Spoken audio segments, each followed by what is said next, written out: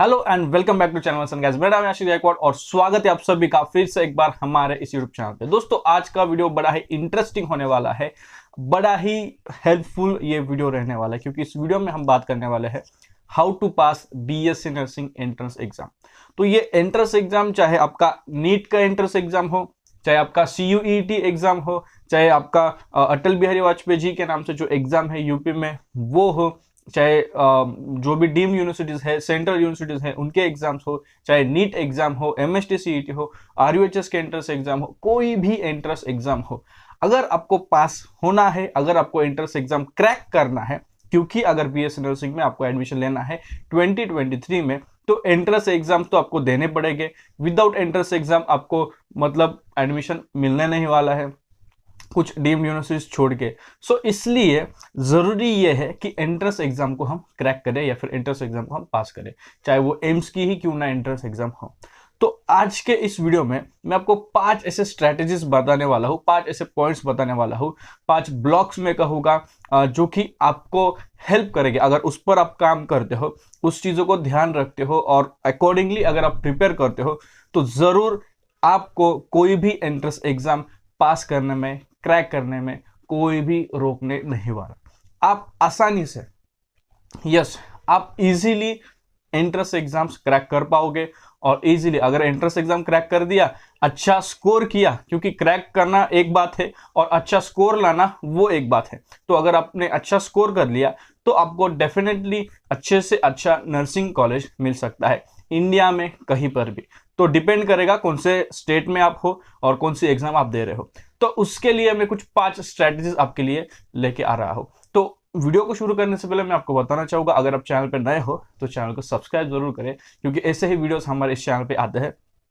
उसके अलावा अगर आपके कोई भी डाउट हो तो आप कमेंट बॉक्स में कमेंट कर सकते हो एंड वीडियो को लाइक करें अगर आपको ये टॉपिक पसंद आ रहा है। तो सबसे पहली चीज या फिर हार्ट ऑफ दिस 5 स्ट्रैटेजीज, ये जो आप देख रहे हो, ये जो कंसेप्ट मैप जिसे हम कहते हैं, या फिर ये मेरा फॉर्मूला है to pass any entrance exam. तो इस पूरे फॉर्मूला का एक हार्ट है बीच में, वो है फर्स्ट थिंग। अगर आपको एंट्रेंस एग्जाम क्रैक करनी है तो ये पहली चीज बहुत जरूरी है, और वो जो पहली चीज है वो है सिलेबस।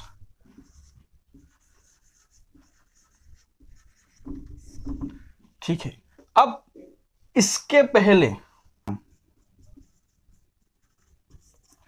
तो अगर आप महाराष्ट्र में हो और वहां पर अगर आप महाराष्ट्र में अगर CUET एग्जाम देते हो, तो क्या महाराष्ट्र में आपको बीएससी नर्सिंग के लिए एग्जाम मतलब बीएससी नर्सिंग के लिए एडमिशन मिलेगा CUET के बेसिस पर? नहीं। महाराष्ट्र में एडमिशन एंट्रेंस एग्जाम एडमिशन के लिए महाराष्ट्र में जो एंट्रेंस एग्जाम है वो है नीट। एम्स में अगर आपको एडमिशन लेना है और आप MST CET देते हो तो क्या वो पॉसिबल है? नहीं। एम्स की अपनी एंट्रेंस एग्जाम होती है। अगर आपको RUHS में लेना है तो वहां पर RUHS की ही एग्जाम आपको देनी पड़ेगी।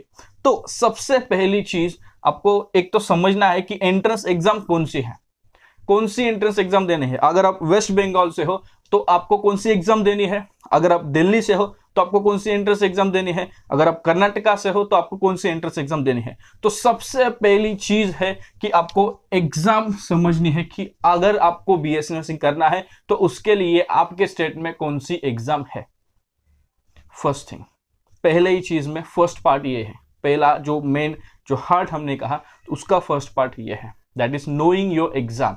नो योर एग्जाम, एग्जाम कौन सा देना है आपको वो समझना बहुत इंपॉर्टेंट है। और इस फर्स्ट स्ट्रेटेजी का जो सेकंड पार्ट है वो है उसका सिलेबस, एग्जाम का सिलेबस। अगर हम एक एग्जांपल देखें, अगर आपको किसी वर्ल्ड हेरिटेज साइट पर जाना है, मान के चलो आपको ट्रिप के लिए जाना है और आप ऐसे ही निकल लेते हो, क्या आपके 5 दोस्त है, आप 5 दोस्त ने मिलकर कहा कि चलो एक वेकेशन पे जाते हैं, एक ट्रिप के लिए जाते हैं। तो उसके पहले तो आप कुछ लाइक डेस्टिनेशन या फिर करना क्या है या फिर कहां पे जाना है ये तो आपको पता होना चाहिए, राइट। उसके लिए आपको एग्जाम करना क्या है, दैट इज एग्जाम, और जाना कैसे है, दैट इज योर सिलेबस। अगर आपको एग्जाम देना है तो वो कौन से बेसिस पर रहेगा, वो है सिलेबस। तो अगर आपको मान के चलो गोवा जाना है तो रूट क्या रहेगा, कौन से रूट के थ्रू आपको जाना पड़ेगा, कौन सा मोड के थ्रू आपको जाना पड़ेगा। एयरवेज के थ्रू जा सकते हो, जो आपका शिप है उस वाटरवेज के थ्रू जा सकते हो, रोड के थ्रू जा सकते हो, ट्रेन रेलवेज के थ्रू जा सकते हो। क्या वे रहेगा, क्या रूट रहेगा, वो आपको समझ में आएगा if you know the syllabus. Exam के टर्म में अगर हम बात करें तो अगर आपको एग्जाम देने हैं, फॉर एग्जाम्पल अगर आप नीट दे रहे हो या फिर राजस्थान में RUHS दे रहे हो, तो अगर आप उन एग्जाम का सिलेबस ही आपको पता नहीं है तो आप कैसे पहुंचोगे वहां पर, या फिर आप एग्जाम कैसे अपेयर करोगे। सही बात है ना। अगर आपको एग्जाम देना है ना तो उस एग्जाम को तो पहले तो नाम पता होना चाहिए या फिर वो कौन सी एग्जाम है। सेकेंड थिंग, उसका सिलेबस जानना बहुत इंपॉर्टेंट है। सो पहली स्ट्रैटेजी ये है, या फिर पहली जिस चीज का आपको ख्याल रखना है कि know your exam and know the syllabus. Second thing, अभी आप निकल लेते हो किसी इसके पास आपका जो डेस्टिनेशन है आपका ट्रिप का, वहां पर आप निकल लेते हो, तो उसके लिए फिर आपने सब कुछ खर्चा वगैरह सब जो है वो सब कुछ ले लिया, आपने सिलेबस पढ़ लिया, आपको पता है आपको कहाँ जाना है, एग्जाम क्या है, आपका डेस्टिनेशन क्या है वो आपको पता है, ठीक है। लेकिन अगर आप वहां पर जाते हो और वहां पर आपको पता नहीं कि देखना क्या है, वहां का इंपॉर्टेंस, या फिर वहां पर ऐसी कुछ चीजें लाइक स्पेशलाइजेशन या फिर स्पेशलिटी, क्या किसके लिए लोग आते हैं? सिर्फ आके बैठना, घूमना, व्हाट्सएप खेलना, रील्स देखना, यही काम है क्या? वह जो आप घर पे करते हो, तो क्या वहां पर जाकर भी वही काम करोगे? आपको नहीं। तो उसके लिए आप वहां पर जाके ढूंढते हो एक गाइड। तो एक गाइड होता है आपके लिए जो कि आपको बताता है यहाँ का ये स्पेशलिटी है, इसकी हिस्ट्री ये है, यहाँ पर ये हुआ था, ये राजा थे, सब कुछ आपको बताता है गाइड। तो अगर आपको डेस्टिनेशन पे पहुंचना है, उसका रूट आपको पता होना चाहिए, आपका डेस्टिनेशन पता होना चाहिए, सिलेबस आपको पता होना चाहिए, एग्जाम पता होनी चाहिए, और उसके लिए गाइड पता होना चाहिए। तो गाइड है आपके बुक्स। जो सेकेंड थिंग है वो है बुक्स। कौन से बुक्स आपको यूज करने चाहिए अगर आपको BSc नर्सिंग का एंट्रेंस एग्जाम क्रैक करना हो? अगेन, कोई भी एग्जाम हो, नीट हो, एम्स हो, जिपमर हो, कोई भी एग्जाम हो, बुक्स बहुत इंपॉर्टेंट चीज है, गाइड है। जो भी यहां पर आपको सिलेबस में पता है ना, जो भी आपने ऊपर से देखा होगा कि ये है पॉइंट है, उन हर एक चीज को यहां पर लिखा जाता है या फिर दिखाया जाता है या फिर समझ में आता है। तो कौन से सब्जेक्ट्स है, कौन से टॉपिक्स है, कौन सी हेडिंग्स है, हर एक चीज आपको बुक्स में समझ में आएगी। तो बुक्स पता होने भी जरूरी है। अगर आप BSc नर्सिंग के एंट्रेंस एग्जाम के लिए प्रिपेयर कर रहे हो और आपको बुक्स चाहिए, तो मैं आपको रेकमेंड करूंगा NCERT के बुक्स। और अगर हम देखें NCERT के बुक्स काफी लोग जो है अफोर्ड नहीं कर पाते। कुछ लोग ठीक है, लेकिन कुछ लोगों के लिए थोड़ा मुश्किल होता है।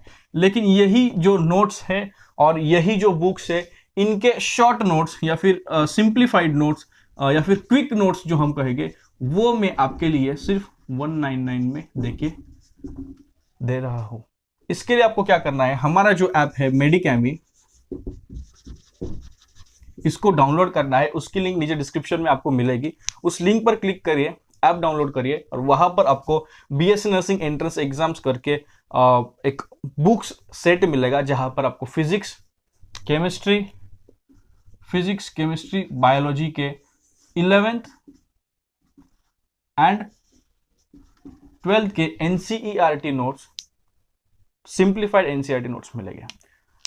तो दैट्स इट। सेकेंड स्ट्रैटेजी या फिर सेकेंड चीज जिसका आपको ख्याल रखना है, ध्यान रखना है, वो है आपके बुक्स। आप बुक्स कौन सी यूज करते हो? जितने अच्छे बुक्स आप रेफर करोगे उतने आपकी, मतलब अब बुक्स का यहां पर यूज ये होता है कि कोई भी क्वेश्चन पेपर हो, तो उस क्वेश्चन पेपर को सॉल्व करने के लिए आपने उसके बारे में वो जो कंसेप्ट है ना, वो पढ़ी होनी चाहिए।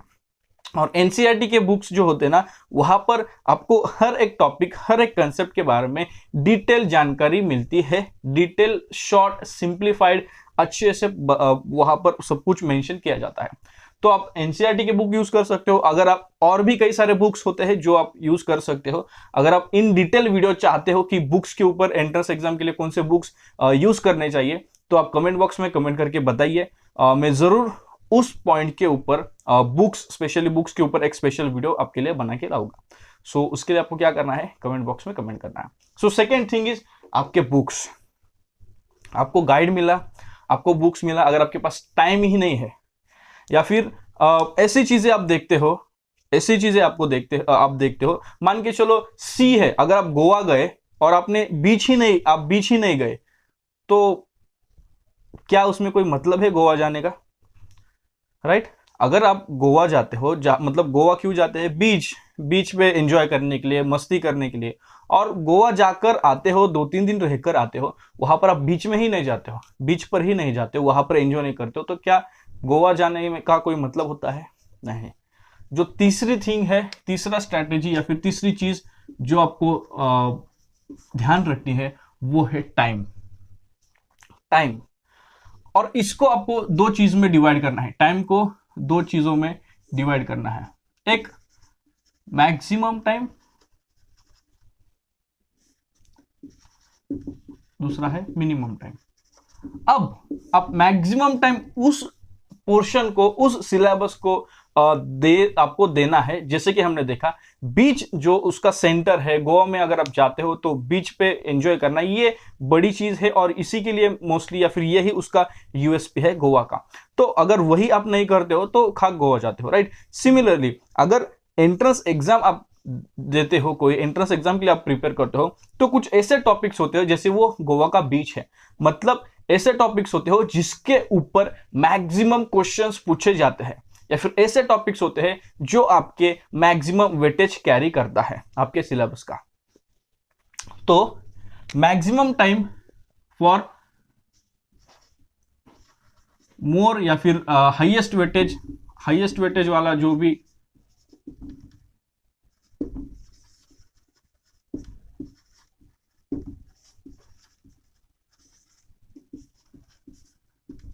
और मिनिमम टाइम फॉर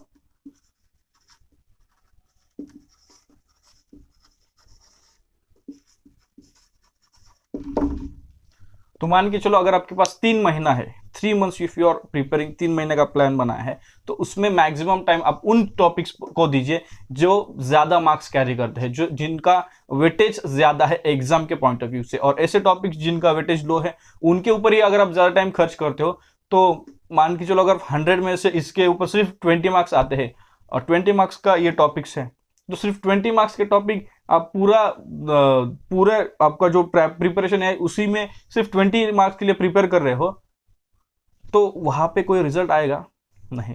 लेकिन अगर यहाँ पर 80 मार्क्स कैरी करता है ये टॉपिक, और इसके ऊपर ही अगर आप ज्यादा टाइम देते हो, ज्यादा टाइम खर्च करते हो, तो इससे क्या होगा, जो 80 मार्क्स है ना, वो तो कवर हो गए ही हो गए, लेकिन इसमें कई सारे ऐसे चीजें रहेंगे जो कि इसमें इन्वॉल्व है, तो ये भी हो पाएगा। तो ये चीज करना बहुत जरूरी है। आपका टाइम है उसको ऐसे मैनेज करो, मैक्सिमम टाइम जहां पर ज्यादा वेटेज है उसके लिए लगाओ, और मिनिमम टाइम जो है जहां पर कम वेटेज है उसके लिए दो। ये है थर्ड स्ट्रैटेजी। फोर्थ जो चीज है, हम आपने कई बार सुना होगा, experience is the best teacher, right? कई बार सुना होगा अगर किसी चीज के बारे में। इवन अगर हम देखें क्रिकेट, अभी तो वुमेन्स प्रीमियर लीग चल रहे हैं, तो क्रिकेट में क्या है, जो एक्सपीरियंस खिलाड़ी है ना, उसके ऊपर काफी बोली लगी जाती है। या फिर जिन लोगों को, अगर ऐसी सिचुएशन है जहां पर मैच फंस गया है, तो अगर वहां पर एक्सपीरियंस खिलाड़ी खेल रहा है, बैटिंग कर रहा है या फिर बॉलिंग कर रहा है ना, तो लोगों को उम्मीद रहती है कि भाई ये है तो मुमकिन है, ठीक है। सिमिलरली एक्सपीरियंस, एग्जाम के लिए एक्सपीरियंस का यूज करना। अब एक्सपीरियंस का यूज करना, इसका मतलब ये नहीं है कि आप 2 बार 3 बार 4 बार एग्जाम का एक्सपीरियंस लो, नहीं। एक्सपीरियंस यानी कि जो आपके प्रीवियस ईयर क्वेश्चंस होते हैं, क्वेश्चन पेपर्स, उसको आप प्रेफर करें। प्रीवियस ईयर क्वेश्चन पेपर से क्या होगा, जो एक्सपीरियंस उन क्वेश्चन पेपर के थ्रू आपको मिलेगा, वो आपको इस एग्जाम के पॉइंट ऑफ व्यू से बढ़िया रहेगा, आपको हेल्प करेगा। तो experience is the best teacher.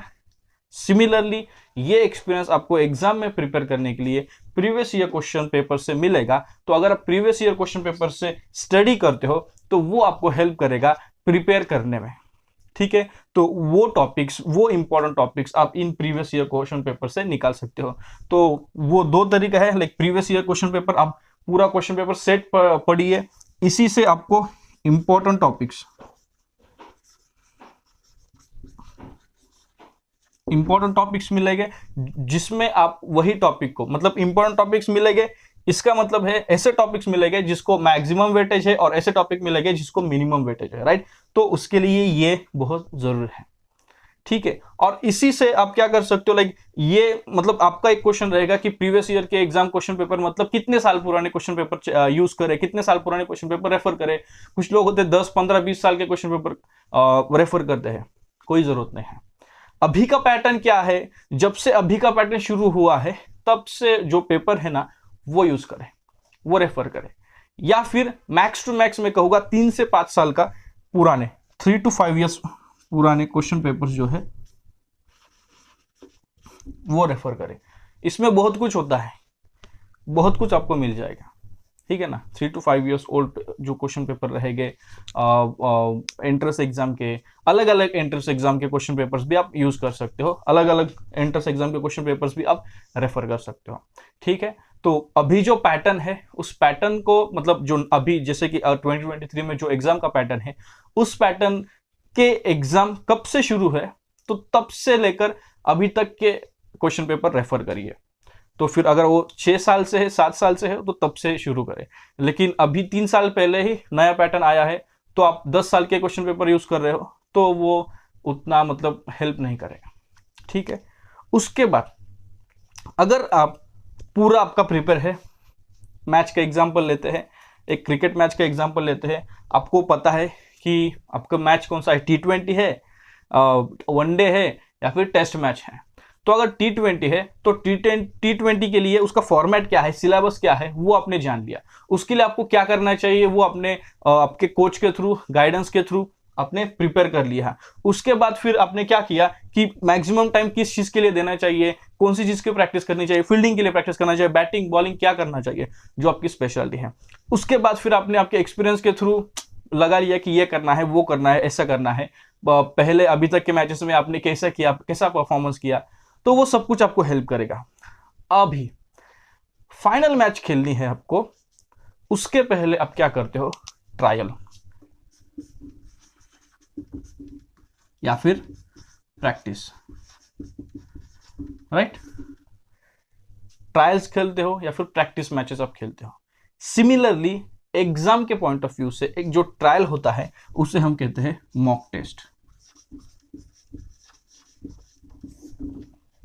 ये मॉक टेस्ट आपको जैसे एग्जाम, जैसे क्रिकेट मैच में प्रैक्टिस मैचेस होते हैं, ट्रायल मैचेस होते हैं, तो वो क्या करता है, एक्सपीरियंस देता है, हेल्प करता है आपका प्रिपरेशन, आपका परफॉर्मेंस एनालाइज करने के लिए। तो सिमिलरली अगर आप मॉक टेस्ट देते हो, जितने ज्यादा आप मॉक टेस्ट पूरा प्रिपरेशन करने के बाद आप जितने ज्यादा मॉक टेस्ट दोगे उतना ही आपका परफॉर्मेंस एनालाइज करने में आपको हेल्प मिलेगी। आपको समझ में आएगा आपका नॉलेज कितना है एग्जाम के पॉइंट ऑफ व्यू से, एग्जाम के लिए आप कितना प्रिपेयर्ड हो, स्पीड कितना है आपको क्वेश्चन पेपर को सॉल्व करने के लिए, एग्जाम पेपर को सॉल्व करने के लिए, क्या चीजें हैं जो कि आपका स्ट्रेंथ बन के आ रही है, क्या चीजें हैं जो कि आपका वीकनेस बन के आ रही है, कौन से पॉइंट पर या फिर कौन से वीकनेस पर आपको फोकस करना है और उसको स्ट्रेंथन करना है, कौन सा स्ट्रेंथ है आपको जो कि आपको पता है वो है, फिर उस पर आप मतलब उस पर आप निर्भर रह सकते हो, कौन सा सब्जेक्ट है, कौन सा टॉपिक है जो आपको नहीं समझ में आ रहा, ये पूरा एनालिसिस आपको इस मॉक टेस्ट के थ्रू मिलेगा। तो ये जो फॉर्मूला है, ये 5 फॉर्मूला जहां पर एक हार्ट है और उसके 4 चेंबर्स है, एग्जाम या फिर सिलेबस इज द थिंग, उसका चेंबर है, एक है बुक, दूसरा है आपका टाइम, एक्सपीरियंस एंड ट्रायल्स। ये चीजें अगर आप करोगे, इस चीजों को ध्यान से प्लान करोगे, ये अभी क्या है ना कि ये यहां पर होना चाहिए, सब कुछ यहां पर होना है। अगर आप पॉसिबल है या फिर अगर आप लिख कर करना चाहते हो तो आप पेपर पर लिख दीजिए, पेपर पर सब कुछ प्लान बनाइए एंड अकॉर्डिंगली नर्सिंग के एंट्रेंस एग्जाम के लिए प्रिपरेशन करना स्टार्ट करिए। ये चीज इवन मेडिकल स्टूडेंट्स के लिए भी लागू है, कोई भी एंट्रेंस एग्जाम हो उसके लिए ये लागू होता है। तो अगर आपको BSc nursing entrance exam, specially हमारे चैनल तो एंट्रेंस एग्जाम के लिए होता है बीएससी नर्सिंग के, इसलिए हम यहाँ पर बीएससी नर्सिंग का ज़्यादा जिक्र करते हैं। इवन आप एमएससी नर्सिंग के लिए भी यही चीज़ यूज़ कर सकते हो। तो अगर आपको वीडियो पसंद आए तो ज़रूर इस वीडियो को लाइक करें, अगर आप चैनल पर नए हो तो चैनल को ज़रूर सब्सक्राइब करें, और इसमें से कौन सी चीज़ है या जो आपको पसंद आई, या फिर जो आप फॉलो करते हो, या फिर जो आपको नई लगी, न्यू लगी, वो कमेंट बॉक्स में कमेंट करके जरूर बताना। एंड यस, अगर आपको बुक्स के ऊपर या फिर किसी भी टॉपिक के ऊपर सेपरेट वीडियो चाहिए, वो भी कमेंट बॉक्स में कमेंट करके आप बोलिए, उस पर हम जरूर ट्राई करेंगे वीडियो बनाएं ताकि आपको हेल्प हो। तो आज के इस वीडियो में बस इतना ही। इस वीडियो का लाइक टारगेट हम रखते हैं 1000 लाइक्स इन 2 डेज, और इस वीडियो को जितना हो सके उतना ज़्यादा शेयर करिए ताकि और लोगों तक ये वीडियो पहुंच पाए, और लोगों तक हम हेल्प कर पाए, ठीक है। And don't forget to download our app मेडिकैमी। डिस्क्रिप्शन में लिंक है, मेडिकैमी पर को डाउनलोड करिए। वहां पर आपको एनसीईआरटी के शॉर्ट नोट्स मिलेंगे, क्विक नोट्स मिलेंगे, जो कि आपको हेल्प करेगा, क्योंकि वो जो नोट्स है जो हमने करवा लिए हैं, प्रिपेयर करवा लिए हैं, जिनसे भी हमने लिए हैं, उन नोट्स से 80% ऐसे क्वेश्चंस रहे हैं कि जो आप उन नोट्स के थ्रू भी आपने सॉल्व कर सकते हो। तो वो शॉर्ट नोट्स है डेफिनेटली, और इतने कम दाम में आपको मिल रहा है। तो बाकी अगर हम देखें तो इसके ऊपर और 1-2 डिजिट लगा लो आगे पीछे तो इतना प्राइस होता है, ठीक है ना। तो आपको ये काफ़ी सस्ते में मिल रहा है, तो डेफिनेटली यू शुड ऑप्ट, आपको डाउनलोड करना चाहिए। एंड वो नोट्स आप ले सकते हो, प्रिंट आउट कर सकते हो और प्रिपेयर कर सकते हो। उसके अलावा अगर आपके कोई भी डाउट है, उसके लिए अगर आप मुझसे बात करना चाहते हो पर्सनली, अगर आपको लगता है कि ये चीज़ है मुझे समझ नहीं आ रही है, तो मुझसे पर्सनली बात करना चाहते हो, तो डिस्क्रिप्शन में लिंक है, वहाँ पर क्लिक करके आप मेरे साथ कंसल्टेशन कॉल बुक कर सकते हो। जैसे आप कंसल्टेशन कॉल बुक करोगे, आपको वहाँ पर टाइम मेंशन करना है कि इतने बजे मुझे कॉल चाहिए सर, तो हमारी तरफ से आपको उस टाइम पर कॉल आएगा, और आप फ़ोन कॉल पे मेरे साथ, जी हाँ, मेरे साथ पर्सनली बात कर सकते हो, और आपके जो भी डाउट रहेंगे एग्जाम के लिए, करियर के रिगार्डिंग, या फिर कोई भी चीज़ हो, मैं डेफिनेटली ट्राई करूँगा उसे सॉल्व करने की। तो आज की इस वीडियो में बस इतना ही। मिलते हैं किसी और वीडियो में किसी और टॉपिक के साथ, तब तक के लिए शालोम, शांति और सलाम, बाय बाय।